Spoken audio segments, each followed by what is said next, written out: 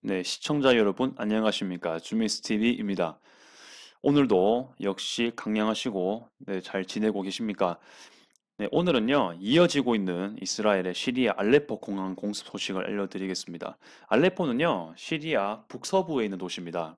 그리고 여기서 조금만 서쪽으로 가면은 지중해가 있습니다. 이러한 지리적인 이 사고를 조금만 하시고 접근하시면 좋을 것 같고요. 이것은 지난 8월 31일에 이미 알레포 공항을 공습했는데 또 이어서 한 겁니다. 2차로 한 건데요. 어떤 상황이었는지 보도록 하겠습니다. 2차 공습 시행이고요. 그리고 이번 기사에서는요. 공격 발원지가 어딘지를 언급을 하고 있습니다. 그리고 인명 피해 그리고 타깃이 어떻게 되는지를 살펴보도록 하겠습니다. 그리고 그때그때마다 제가 생각나는 커멘트가 있으면은 그 생각을 좀 얘기해 보도록 하겠습니다. 2차 공습 시행이고요. 시리아 국영 매체에서 밝히고 있습니다. 물론 이 내용들은 제가 알자지라에서 영어로 된 것을 번역하고 요약했는 겁니다. 이스라엘의 알레포 공항 공습으로 인해서 활주로가 손상을 입었고 서비스 운영에 차질이 생겼다라고 얘기를 하고 있습니다. 즉, 알레포 공항 자체의 운영이 지금 불가하다라는 거죠. 네, 그래서 제가 지금 여기 실천 않았지만은 이제 알레포 공항이 이제 작동 안 하기 때문에 그 다른 큰 도시로 이동할 때 제가 알기로는 다마스커스인데 수도지 않습니까? 이렇게 국제선이 국제선도 있겠지만 국내선이 있는 것 같아요. 그 사이에 이 공항이 가는 대신에 버스를 운영한다. 공짜로. 그렇게 얘기를 좀 들은 것 같습니다. 기사에서. 또한 일주일이 채 되지 않아서 2차 공습이 진행된 것이다라고 언급을 하고 있습니다. 그렇죠. 지난 기사에서 제가 8월 31일쯤인가 그때 공습이 있었는데 이번에 또 2차로 한 거니까요.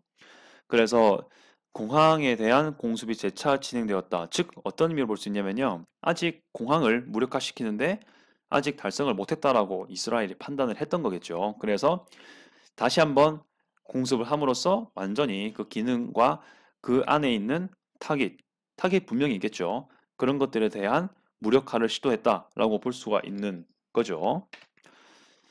그러면 공격 발원지는 어디일까요? 그것을 보도록 하겠습니다. 지난 영상에선 제가 어느 정도 이럴 것이다라고 추정을 했는데요. 이번에는 기사에서 이걸 밝히고 있습니다.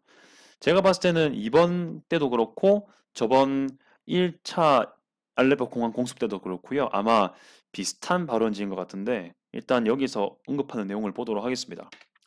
이스라엘 미사일 공격은 역시나 지중해에서 발현되었습니다. 시리아 항구 도시 라타키아 서쪽 해상에서 진행되었는데요. 라타키아는 그 알레포가 있지 않습니까? 알레포에서 서쪽으로 계속 가면은 아마 남서쪽으로 좀 갈 거예요. 그러면은 그 라타키아라는 해수장 도시가 나옵니다. 항구 도시가 나오죠. 거기에서 서쪽에 있는 지중해 해상에서 미사일이 날아왔다라는 것으로 보여지는 겁니다. 즉, 이스라엘 전투기가 이 알레포 공항 상공까지 가서 미사일을 쏜 건 아닌 것 같고요. 그 지중해에서 이런 것들을 진행했다라고 판단됩니다. 현지 시각으로 저녁 8시 16분에 이루어졌다라고 소식을 전파하고 있고요. 저번 공격도 역시 저녁에 이루어졌는데 이번에도 역시 저녁에 이루어지는 상황이었습니다. 이것은 시리아 국영통신 사나가 밝혔고요. 지난 화요일 날 이루어졌다라고 지난 화요일 날 그것이 밝혀졌습니다. 그리고 모든 미사일이 다 여기에 공격을 성공한 것은 아니고 몇 미사일은 요격이 되었다라고 전파를 하고 있습니다. 어느 만큼 요격이 되었는지에 대한 내용은 없고요. several missiles. 어느 정도의 several 한 미사일이 그러니까 몇몇 미사일이 요격이 되었다고 전파하고 있고요. 다 요격이 안 됐으니까 떨어졌겠죠. 어느 정도는. 그렇게 얘기를 하고 있습니다. 아무래도 이스라엘도 이러한 요격 가능성도 다 계산을 했겠죠. 그래서 요격이 된다 하더라도 미사일 타겟이 될 수 있도록 어느 정도 충분한 양의 미사일을 발사하지 않았을까라고 생각을 하고 있습니다. 아무튼 미션은 성공할 수 있도록 그렇게 아마 계산하고 적당한 숫자의 미사일을 아마 발사하지 않았을까라고 추측을 합니다. 제가 봤을 때는요. 인명피해에 대한 소식인데요. 인명피해는 이 시리아 인권 간척기구에 의하면은 3명 사망했다라고 수요일 날 밝혔습니다. 물론 지난 수요일이겠죠. 자, 그렇게 전파하고 있습니다. 네, 그렇게 얘기를 하고 있고요. 타깃은 뭐냐면은 뭐 계속 같은 맥락이긴 합니다. 그 같은 관측기구에서 이란 배후 군대가 사용하는 공항 군의 창고가 타깃이었다라고 전파하고 있습니다. 뭐 어디나 이제 공항에는 창고가 있고 그렇잖아요.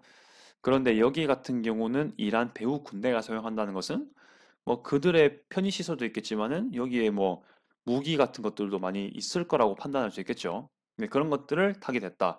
그런데 그게 가벼운 무기였다면은 굳이 지중해에서까지 와서 이렇게 날릴 필요가 없겠지만은 이스라엘 안보에 좀 위협이 될 거라고 생각하는 것들이 있었겠죠. 참고에.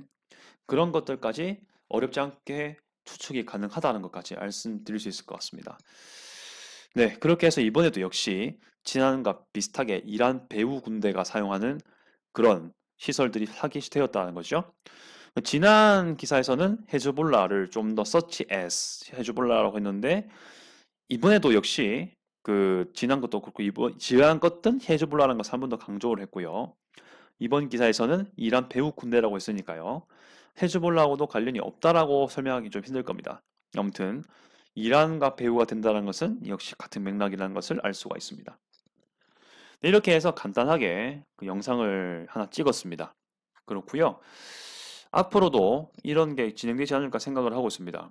그 알레포에서 위협적이라 판단되는 것들은 계속해서 사라지고 있는 추세고 아무래도 계속해서 이러한 루트를 통해 가지고 공습이 진행되지 않을까.